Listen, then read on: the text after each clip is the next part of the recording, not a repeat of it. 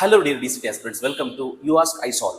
So ನನಗೆ ಇವಾಗ ಬಂದಿರೋ ಕ್ವಶನ್ ಬಂದ್ಬಿಟ್ಟು, so if A is equal to, ಇದು ಮೆಟ್ರಿಕ್ಸ್ ಅಂಡ್ ಡಿಟರ್ಮಿನೆಂಟ್ಸ್ ಅಂತ ಚಾಪ್ಟರ್ ಇಂದ, if A is equal to 1 3 - 4 2 then A into adjoint A ಅಂತ ಕೇಳಿದ್ದಾರೆ.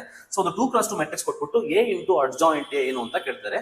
ನೋಡಿ, ನಿಮಗೆ ಅಡ್ಜಾಯಿಂಟ್ ಕಂಡು ಹಿಡಿದು ಎ ಜೊತೆ ಮಲ್ಟಿಪ್ಲೈ ಮಾಡೋದಕ್ಕೆ ಸೊ ಇಟ್ ಬಿಕಮ್ಸ್ ಟಿಡಿಯಸ್, ನಿಮಗೆ ತುಂಬಾ ಜಾಸ್ತಿ ಟೈಮ್ ಬೇಕಾಗುತ್ತೆ. ಸೊ ಹಂಗಾಗಿ ಅಷ್ಟೊಂದೆಲ್ಲ ಮಾಡೋ ಅವಶ್ಯಕತೆ ಇಲ್ಲ. ಸೊ ನಮಗೆ we have direct result that a into adjoint a into adjoint a is equal to determinant a into I ಅಂತ ಒಂದು ಸ್ಟ್ಯಾಂಡರ್ಡ್ ರಿಸಲ್ಟ್ ಇದೆ. ಸೊ ಈ ರಿಸಲ್ಟ್ ಗೊತ್ತಿದ್ರೆ ಸಾಕು, ನೀವು ಆನ್ಸರ್ ಮಾಡಬಹುದು.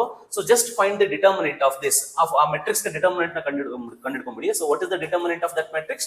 ನೋಡಿ, ಸೊ ಇವೆರಡು ಮಲ್ಟಿಪ್ಲೈ ಮಾಡಿ 2 ಆಗುತ್ತೆ. 2 ಮೈನಸ್ 4 into 3 -12 ಬರುತ್ತೆ. ಸೊ ಇದು +12 ಆಗ್ಬಿಡುತ್ತೆ. So it is equal to 14. So you know how to find the determinant. So determinant ನ ಇಲ್ಲಿ ಬರ್ದ್ಬಿಡಿ. ಇಂಟು ಐ ಆಗುತ್ತೆ. ಐ ಅಂದ್ರೆ ಐಡೆಂಟಿಟಿ 1 0 0 1 ಆಗುತ್ತೆ. ಸೊ ಜಸ್ಟ್ ಮಲ್ಟಿಪ್ಲೈ ಮಾಡಿದ್ರೆ ಸಾಕು, ನಿಮ್ಗೆ ಆನ್ಸರ್ ಬರುತ್ತೆ 14 0 0 14 ಅಂತ. So option A is correct ಆಗುತ್ತೆ. ಓಕೆನಾ?